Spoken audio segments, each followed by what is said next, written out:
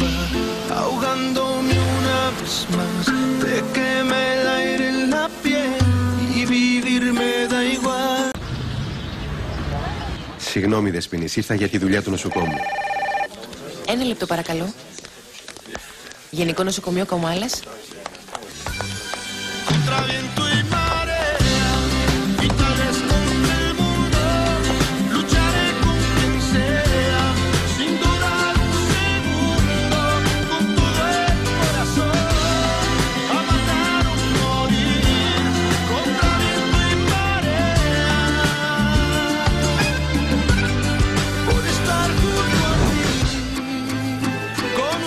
Βοηθήστε με.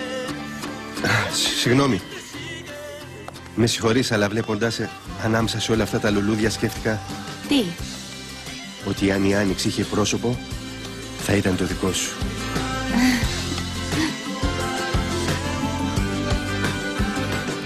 Πρέπει να φύγω.